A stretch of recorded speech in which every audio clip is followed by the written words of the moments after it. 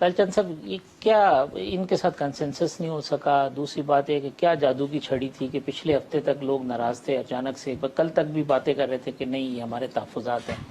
آج یکایک جو ہے نا کیا کہتے ہیں وہ بچپن میں پڑھتے ہیں 2 دن میں کیا ماجرا ہو گیا کہ جنگل کا جنگل ہرا ہو گیا، وہ والی سچویشن ہے۔ نہیں دیکھیں، جو صورتحال بنی گزشتہ ایک ہفتے میں، کیونکہ پاکستان تحریک انصاف جمہوریت میں اور پارلیمنٹ میں یقین رکھتی ہے، تو 2 ایسے بل آئے جو پرائیویٹ موسٹلی بلز تھے جس پہ گورنمنٹ کو شکست ہوئی اور ان کو کامیابی ہوئی، جنرل انٹرسٹ کے بل تھے، تو انہوں نے شاید سمجھا کہ اب جو ہے ہماری اکثریت ہو گئی ہے اور اب جو ہے ہم اس حکومت کو گرانے میں کامیاب ہو جائیں گے، تو انہوں نے وہ بگلے بجانا شروع کر دی تھی کہ ہم حکومت گرانے جا رہے ہیں اور جو ہے لے کے آ رہے ہیں، نو کانفیڈنس موشن لا رہے ہیں against speaker, against Senate chairman,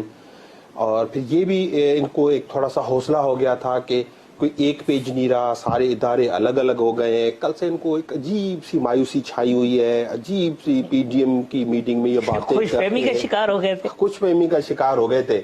تو آج ان کو اندازہ لگایا کہ ہمیں کورٹ جانا پڑے گا، یہاں پہ کچھ نہیں ہونا، ہم غلط فہمی کا شکار ہو گئے تھے تو ہم کو کورٹ جانا پڑے گا۔ خیر اب سنجیدہ بات کرتے ہوئے کہ دیکھیں یہ کوئی بھی ایجنڈا جو کل میجر ایجنڈا ہے یہ پاکستان تحریک انصاف کا ایجنڈا نہیں ہے، یہ ایجنڈا پاکستان کا ایجنڈا ہے۔ موجودہ الیکشن کمیشن، بھائی صاحب نے بات کی 1973 کے آئین کے تحت بنا ہے، لیکن 1973 سے لے کے آج تک ایک بھی ایسا الیکشن نہیں کرا سکا جو انڈسپیوٹیڈ ہو،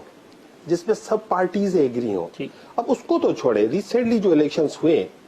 جو کراچی میں الیکشن ہوا جس میں مدوخال صاحب جیت کے آئے، ایک کانسٹیٹوئنسی تھی نا،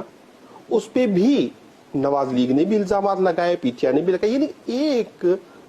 جو کانسٹیٹوئنسی میں یہ موجودہ الیکشن کمیشن، یہ فیکٹ۔ اور ڈسکا الیکشن پہ جو ڈسکا میں بھی واٹ ایور جہاں بھی ایک الیکشن ہوئی تو ذمہ داری کس کی تھی؟ الیکشن کمیشن کی ہے نا۔